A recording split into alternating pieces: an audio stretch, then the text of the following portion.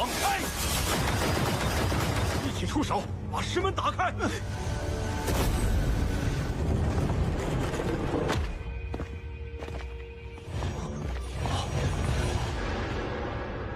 这是某个史前魔门的驻地，放开！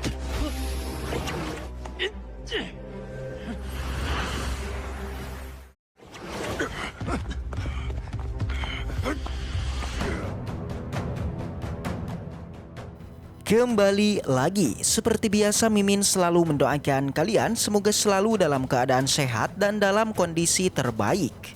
Di video kali ini Mimin akan menceritakan sebuah donghua series dari Wusen Jujai.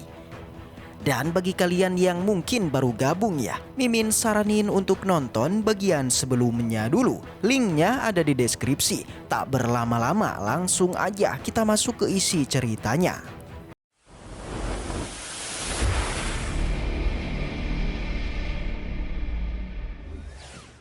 Pada episode sebelumnya, kita sudah melihat kejeniusan Lord Qingchen yang telah diperlihatkan pada semua orang, di mana dia mengerahkan keilmuannya yaitu menghancurkan formasi kuno milik makhluk asing. Bisa dilihat jika Lord Qingchen menyuruh semua orang untuk mengikuti instruksinya, menempati posisi strategis dari semua titik formasi dan langsung menyerangnya secara bersama-sama. Alhasil formasi kuno pun hancur dan langsung aja rasa lapar pun terlihat dari Tetua Wei dan Tetua Yu yang kini bergerak ingin mengambil buah aturan. Keduanya jelas mengabaikan kesepakatan sebelumnya yang kini mereka pun dihentikan oleh Sang Wuji dan mereka pun melakukan pertarungan. Di saat itu keduanya berhasil memukul Sang Wuji dan mereka mulai menuju pada batu aturan untuk mengambilnya. Kan tetapi tangan mereka tidak bisa menyentuhnya. Sampai di sana muncul Tetua Duo ke hadapan mereka lalu mementalkannya. Dengan teknik ruangnya, Tetua Duo pun berhasil mengambil buah aturan dan di sanalah Lord Qingchen menjelaskan cara mengambil buah aturan. Qingchen bilang jika buah aturan harus diambil dengan teknik aturan juga. Dan di sanalah kedua tetua pun merasa kesal dan langsung melancarkan serangan pada Lord Qingchen. Namun sayang Lord kita tidak lagi berpura-pura. Dia langsung mengerahkan kemampuan aslinya untuk menggeprek salah satu dari mereka. Dan kita pun masuk ke cerita barunya. Setelah memukul mundur Tetua Wei, Lord Qingchen tidaklah tinggal diam. Dia kemudian memprovokasi Tetua Wei untuk kembali menyerangnya, yaitu dengan menyebutkan kalau dirinya lah yang sudah melenyapkan murid dari Peng Jiao kuno yang merupakan kelompoknya. Jelas aja mendengar itu Tetua Wei menjadi sangat kesal. Bahkan dia terlihat semakin terprovokasi dan bersiap untuk melakukan serangan. Sayangnya tindakannya tidak jadi dilakukan karena tepat di depannya Sang Wuji tiba-tiba muncul menghentikan pertikaian mereka, yaitu dengan memohon Qingchen untuk menghasihani Ketua Wei. Selain itu dia juga mengatakan pada semua orang yang berada di sini untuk menghentikan konflik mereka dengan Lord Qingchen, alias mereka harus melupakan dendam semua orang. Dan demi untuk keselamatan mereka semua, Sang Wuji menginginkan agar semuanya bisa bekerja sama. Jelas aja saran dari Sang Wuji tentu ditolak mentah-mentah oleh Tetua Wei. Dia bilang kalau hal itu tidak mungkin dilakukan oleh dirinya. Kemudian Sang Wuji menanyakan pendapat pada Tetua Yu apakah dia bersedia untuk mengikuti sarannya. Dan nampaknya sikap dari Tetua Yu jelas berbeda dengan Tetua Wei. Meskipun dia terlihat sedikit enggan karena harta karun yang dia dapatkan cukup kurang. Tapi pada akhirnya ia pun setuju. Gitu karena Sang Wuji terus merayunya yang bahkan dia rela memberikan 100 juta batu bermutu tinggi hanya untuk mengganti rugi semua yang dirasakan Tetua Yu.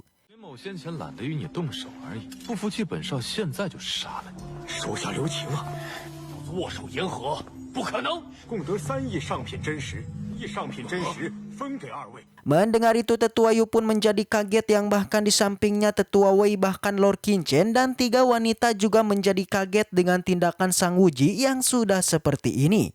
Meski begitu Tetua Yu masih tidak rela kalau semua kristal darah yang ada di sini semuanya sudah diambil oleh Lord Qingchen. Dengan jelas Qingchen pun bilang kalau semua kristalnya ini dia ambil atas kemampuan sendiri. Dan jika Tetua Yu tidak setuju, maka bisa langsung merampok saja dari dirinya. Dari sana, Tetua Yu hanya bisa merasa kesal dan tidak berani untuk langsung bertindak. Lagi-lagi Sang Wuji terus merayunya untuk tidak mempermasalahkan kristal darah karena di tempat ini masih banyak harta karun langka. Dia bilang daripada melakukan pertarungan lebih baik mereka menjelajahi tempat ini secara menyeluruh. Alhasil mendengar itu Tetua Yu pun setuju, begitupun dengan Tetua Wei yang juga setuju dan Sang Wuji pun tertawa keras. Setelah itu semuanya pun mulai kembali melanjutkan perjalanan untuk menjelajahi reruntuhan kuno ini. 都已被这秦权夺走，大可亲自来拿。不如抓紧探索才是。魏长老呢？ Dari arah belakang, Jiruyu nampak merasa terdapat kejanggalan pada diri Sang Wuji. Begitupun dengan Xiansu yang juga merasa aneh dengan Sang Wuji yang rela memberikan 200 juta batu bagi mereka berdua. Meski begitu, Lord Qinchen ternyata sudah menyadarinya kalau Sang Wuji memang bermasalah. 这商务机未免有些太热情了。放心，我心中有数。 Waktu demi waktu terus berlalu. Terlihat semuanya pun terus menyusuri jalan sampai akhirnya sampai di sebuah gerbang yang cukup besar.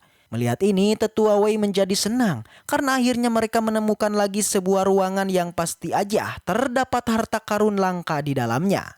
Tak basa-basi, Tetua Wei pun bergerak melakukan serangan pada gerbang tersebut. Dari belakang, Sang Wuji juga tidak tinggal diam. Dia mengajak semuanya untuk juga menyerang gerbang tersebut. Tak butuh waktu lama setelah semuanya bertindak, maka gerbang pun seketika bergerak dan akhirnya terbuka. 放开！一起出手，把石门打开！ Pada saat ini semua orang bertindak hati-hati, termasuk Tetua Wei yang kini berjalan pelan untuk masuk ke sana. Jelas mereka semua sudah mengira-ngira tentang bahaya dari setiap ruangan yang sama dengan sebelumnya. Begitu semua orang masuk, tiba-tiba satu persatu kristal pun bercahaya membuat situasi pun menjadi semakin mencekam. Dari sini Lord Qinchen mulailah meneliti tentang yang sedang terjadi. Tetua Yu mengira kemungkinan tempat ini merupakan markas sekte asing. Mendengar itu semua orang menjadi terkejut, pasalnya sekte makhluk asing sebenarnya sudah sangat lama tidaklah muncul. Dan jikapun ini beneran markasnya, maka umat manusia akan dalam bahaya.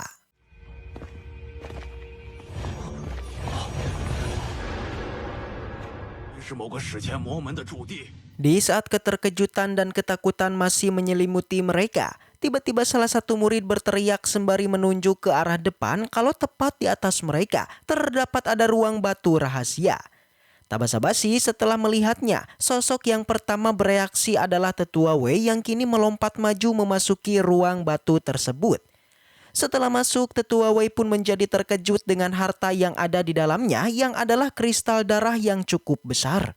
Dari belakang semuanya juga penasaran dan lantas memasukinya.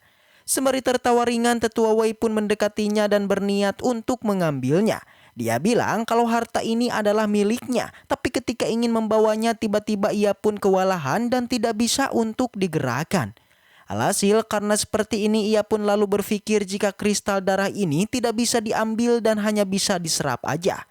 Langsung aja setelah menyadarinya ia pun menyerapnya. Dari belakang Tetua Yu kemudian mengajak semuanya untuk memasuki ruang batu yang lain. Satu persatu ruangan batu ia masuki dan singkatnya ia telah memasuki hingga 10 kamar batu dan di dalamnya terdapat kristal darah yang sama.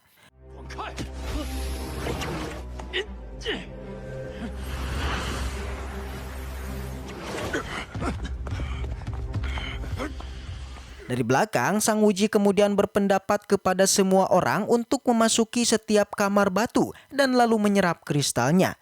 Mendengar itu Lord Qinchen pun setuju dan semua orang pun memasuki masing-masing ruangan kristal batu dan menyerapnya. Tak ketinggalan Lord kita yang juga udah siap itu melakukan penyerapan. Tapi sebelum itu ia bergumam kalau tubuh sucinya tinggal selangkah lagi untuk memasuki tingkatan ke-7. Dan inilah merupakan kesempatan untuk melakukan terobosan. Dan dengan itulah Lord Qinchen pun memulai proses penyerapannya. Kali ini langkah Lord Qinchen jelas berbeda dari semua praktisi untuk melakukan penyerapan. Di mana selain ada satu kristal yang besar, Lord Qinchen kemudian menambah lagi 8 kristal darah untuk diserap bersama-sama. Langkah yang ia lakukan ini semata-mata untuk mempercepat proses penyerapannya. Dan lalu bagaimanakah kisah selanjutnya? Dapatkah Lord Qinchen melakukan sebuah terobosan? Jika penasaran maka Mimin akan kembali lanjutkan di hari Selasa. Baiklah, mungkin segitu aja untuk pembahasan kali ini. Semoga kita selalu diberikan kesehatan untuk mengawal donghua ini. Dan sampai jumpa di video selanjutnya.